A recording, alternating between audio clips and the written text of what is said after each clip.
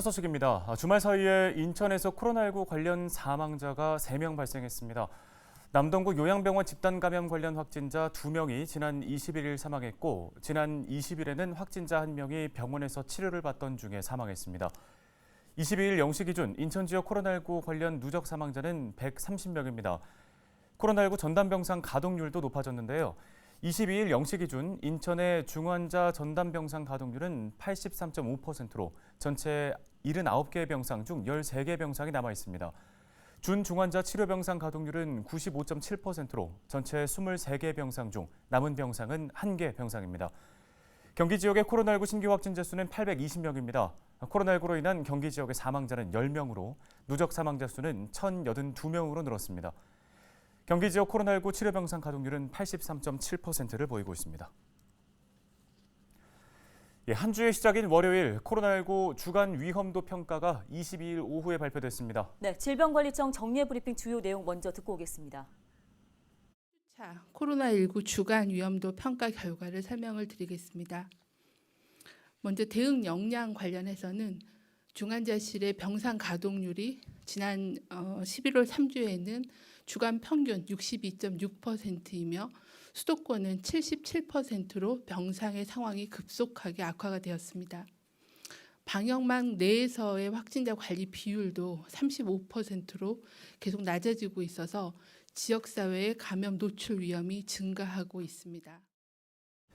네, 정은경 질병관리청장의 브리핑 보고 왔습니다. 한 주 만에 수도권 중환자실의 병상 여건이 악화되는 모습인데요. 취재 기자와 함께 조금 더 자세히 짚어보도록 하겠습니다. 자, 이정화 기자, 먼저 단계적 일상 회복이 시작된 지 이제 4주 차에 접어들었는데 앞서 브리핑에서도 보았듯이 상황이 좋지 않은 것 같습니다. 네, 중앙방역대책본부가 22일 11월 3주차, 그러니까 지난 14일부터 20일까지의 코로나19 위험도를 주간 평가한 내용을 발표했습니다. 매우 낮음에서 낮음, 중간, 높음, 매우 높음으로 구분된 위험도 수준과 위험 요인을 언급했는데요. 결론부터 말하자면 11월 3주차 코로나19 전국 위험도는 높음, 수도권은 매우 높음, 비수도권은 중간입니다. 특히 위중증률이 높은 이 60살 이상 환자 발생 비율이 지속적으로 증가하고 있고요. 최근 일주일간 국내 발생 신규 확진자는 전주와 대비해서 25.9% 정도 늘었습니다. 또 주간 사망자 수는 127명에서 161명으로 껑충 뛰었고요. 특히 수도권의 경우에는 의료 대응 역량 대비 발생 비율이 지난주 55.2%에서 70.1%까지 늘어났습니다. 예, 자 그렇다면 단계적 일상 회복 시행에도 다소 변화가 좀 있을까요? 네, 지난 4주간 유행 상황을 관찰하고 단계 이행 여부를 결정할 이른바 단계 평가 발표 시점은 다음 주로 넘겨졌습니다. 단계적 시행 4주차가 아직 지나지 않았기 때문인데요. 일단 방역 당국은 시행 4주차가 모두 종료된 뒤 총괄적으로 검토, 평가해 발표할 예정입니다. 물론 중간에라도 상황이 급속도로 나빠지게 되면 긴급 평가가 진행될 가능성이 아예 없진 않습니다. 네, 지난 18일에 수능 시험이 있었죠. 수능 시험 끝난 후에 각 학교에도 좀 변화가 있었는데요. 그동안의 준비를 마치고 수도권 지역의 유치원과 초중 고등학교 전면 등교가 시작됐습니다. 네, 그렇습니다. 수도권 지역이 전면 등교에 들어갔는데요. 이로써 전국 학교가 일제히 등교를 하게 된 것은 지난해 3월 이후 처음입니다. 비수도권에서는 이미 지난 9월부터 등교 수업이 이어지고 있었는데요. 이것을 수도권으로 확대하는 겁니다. 서울, 경기, 인천에서 이 밀집도가 높은 일부 과대 과밀학교에는 원격 등교 수업이 이제 병행 가능하도록 재량권을 줬고요. 또 동거인이 확진된 경우라도 밀접 접촉 당시에 예방 접종을 완료했거나 또 검사 결과 음성, 또 증상이 없다. 이 세 가지 요건을 모두 충족한다면 등교할 수 있도록 기준을 대폭 완화했습니다. 예, 다만 이제 학교에 대한 기준이 일부 이제 전면 완화되는 동시에 교육 현장에서는 방역 불안감에 대한 우려가 좀 교차하는 상황입니다. 지금까지 보도국에서 전해드렸습니다. 네, 보도국 이정화 기자 연결해서 코로나19 상황 짚어봤습니다. 다음 소식입니다. 경찰이 흉기 난동 현장에서 피해자들을 두고 이탈해 시민들의 공분을 사고 있죠. 자, 이에 대해 문제의 경찰서를 고발하는 국민청원이 올라왔습니다. 층간소음, 살인 미수 사건에 대한 경찰의 대응 문제를 제기하며 해당 경찰서를 고발한다는 내용의 국민청원인데요. 피해자의 가족이라고 밝힌 청원인은 경찰이 범인이라고 해도 하나도 어색하지 않은 이 상황, 경찰을 믿고 안전을 보장받을 수 있겠느냐고 강조했습니다. 해당 청원은 22일 오전 9시 기준 약 21만 2천 명의 동의를 얻었습니다. 앞서 흉기난동, 부실 대응을 두고 인천경찰청이 사과문을 발표한 데 이어 김창룡 경찰청장도 공식 사과했습니다. 인천 논현경찰서장은 직위 해제 조치도 했으며 현장에 출동한 경찰관 2명은 대기 발령 상태로 감찰 조사가 진행 중입니다. 네, 다음 소식입니다. 자, 김나영 아나운서, 네. 감귤하면 어떤 지역 먼저 떠오르세요? 귤하면 제주 아니에요? 네, 보통 네. 그렇게 생각하는데 저희가 지난주에 키워드 뉴스를 통해서 자, 인천에서도 감귤 재배에 성공했다는 소식 전해드렸잖아요. 맞아요. 기억납니다. 자, 인천에서 난 감귤은 어떤 맛인지 지금 궁금한데요. 네. 자, 지금 딱 이 시기가 수확이 한창이라고 합니다. 감귤 농장에 취재 기자가 다녀왔는데요. 김진재 기자가 자세히 전해드립니다. 수확이 한창인 한 감귤 농장. 감귤나무를 보고 제주도를 떠올리기 쉽지만 이곳은 인천시 계양구입니다. 지난 2019년 감귤나무 묘목 280그루를 심은 뒤 2년간 공들인 끝에 올해부터 첫 수확을 시작한 겁니다. 올해 예상되는 수확량은 약 2톤. 감귤 명칭은 계양산에서 이름을 딴 계양봉입니다. 인천에서 난 감귤 어떤 맛인지 궁금한데요. 직접 확인해 보겠습니다.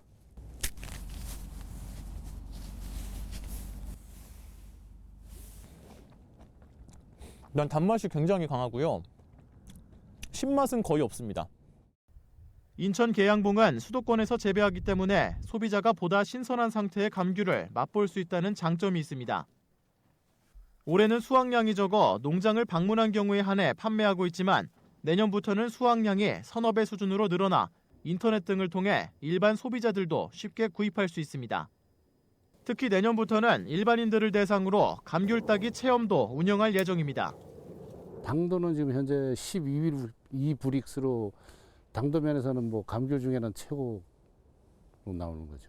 이제 인천에서도 가족 중심적으로 이래 와서 감귤에 대해서 뭐 배우고 뭐 또 학생들도 교육도 좀 하고 이런 쪽으로 이제 가려고 하고 있습니다. 해당 농가의 감귤 재배를 지원했던 인천시 농업기술센터는 올해도 남동구 농가 한 곳에 감귤 모목 80그루를 지원했습니다. 센터는 농가 소득을 높이기 위해 감귤 외에도 샤인머스켓과 체리 등 신소득 과수 생산 지원을 확대해 나갈 계획입니다. 신소득 과수를 재배하기를 원하시는 농가에게는 저희가 종묘비와 관련 기술 지원을 해드리고 있습니다. 향후에도 농가에 수요가 있다고 한다면 저희가 지속적으로 사업을 추진할 계획입니다. 제주도를 비롯해 일부 지역에서만 볼 수 있었던 감귤나무가 인천에서도 점차 늘어나고 있습니다. 헬로티비 뉴스 김진재입니다. 네, 제주가 아닌 인천에서 감귤 따는 모습 보니까 좀 생소하기도 한데요. 네. 어찌됐든 간에 기후변화를 기회로 신소득 과수를 생산하는 우리 지역 농가들이 자랑스럽습니다. 네, 시청자 여러분, 올겨울부터는 제주 감귤뿐만 아니라 인천에도 감귤이 네. 있다는 사실 꼭 기억해 주시기 바랍니다. 다음 소식입니다. 내년도 김포시의 전체 예산 규모가 1조 6천억 원 규모로 책정됐습니다. 김포시는 올해 예산 규모보다 9% 늘어난 1조 6,617억 원을 내년도 예산안으로 편성해 김포시 의회에 제출했습니다. 내년 예산은 코로나19로 침체된 지역 경제를 회복시키고 생활 밀착형 SOC나 문화, 체육 기반을 확충하는 데 쓰일 예정인데요. 김포시가 제출한 내년 예산안은 시의회 심의를 거쳐 다음 달 16일 확정됩니다. 부천 지역 16개 상인회 회원들이 포함된 부천시 골목 상점가 연합회가 지난 19일 창립 총회를 열고 정식 출범했습니다. 이번 창립 총회에서는 초대 연합회장을 비롯한 임원을 선출하고 상인 인식 개선과 경영 활동 등을 지원하기 위한 구체적인 추진 계획을 논의했습니다. 연합회는 앞으로 코로나19 상황에서 극도로 악화된 자영업자 경영 상황 등을 함께 극복하기 위한 공동 활동에 돌입할 예정입니다.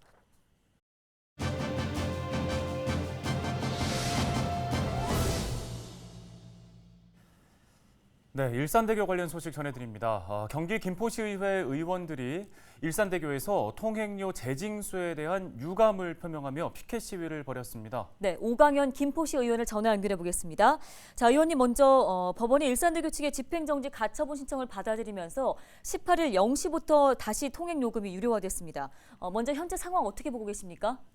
네, 먼저 국민연금관리공단과 일산대교 주식회사에 강한 유감의 말씀을 전합니다.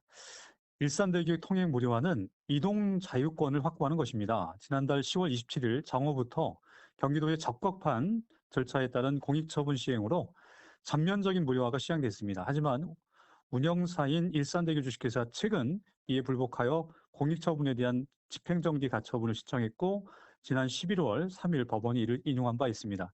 이에 따라 경기도는 통행료 무료화가 지속될 수 있도록 같은 날 통행료 징수를 금지하는 2차 공익처분을 내려 무료화되었지만 다시 일산대교 주식회사 측은 이에 재차 집행정지 가처분을 신청하여 법원은 일산대교 주식회사의 입장을 들어주었습니다.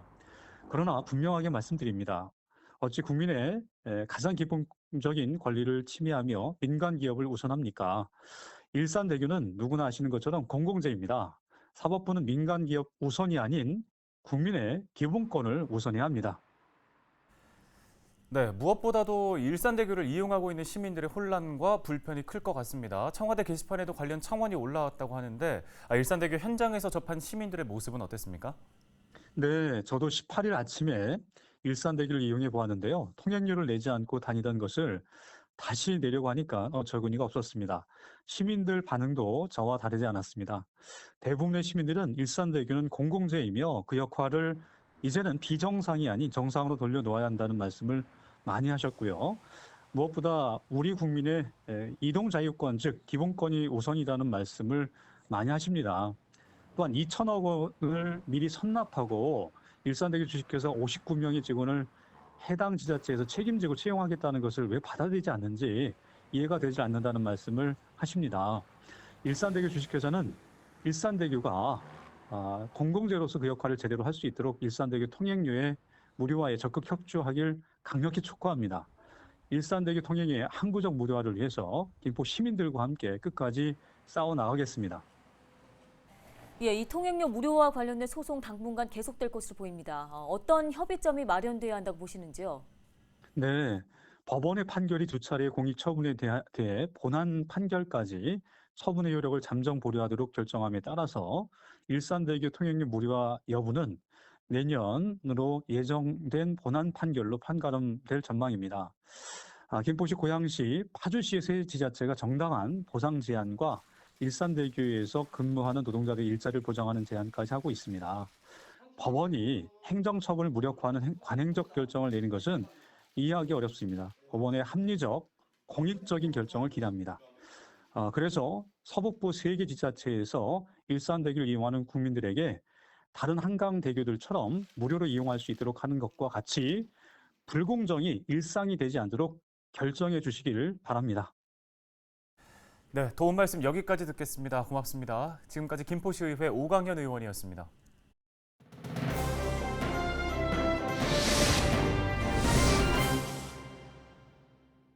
네, 이어서 키워드로 살펴보는 우리 지역 뉴스. 오늘의 첫 번째 키워드, 우승부터입니다.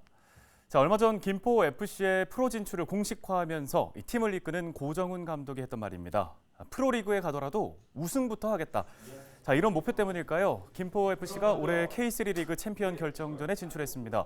지난 10일 K3 리그 챔피언십 플레이오프 2라운드에서 김포 FC는 FC 목포에 2대0으로 승리했습니다. 오는 24일과 27일에는 천안시 축구단과 올 시즌 최종 우승팀을 가리는 챔피언 결정전을 치르게 되는데요. 내년 K2 리그 참가 승인을 앞두고 유종의 미를 거둘 수 있을지 지켜봐야겠습니다. 네, 다음 키워드 살펴볼게요. 여성 축구단입니다. 또 축구 소식인데요. 요즘 여성 연예인들이 축구하는 프로그램이 시청자들 큰 인기를 얻고 있잖아요. 자, 아마추어지만 축구를 향한 진정성만큼은 프로 못지 않기 때문이겠죠. 자, 이들 못지않게 열정으로 똘똘 뭉친 부평구 여자축구단이 창단했는데요. 명칭은 바로 FC 공감입니다. 20대부터 50대까지 다양한 연령층의 선수들이 모였는데요. 정기 훈련을 거쳐 타 지역 여성 축구단과 경기도 진행할 예정이라고 하네요. FC 공감의 비상을 기대하며 저희도 응원하겠습니다.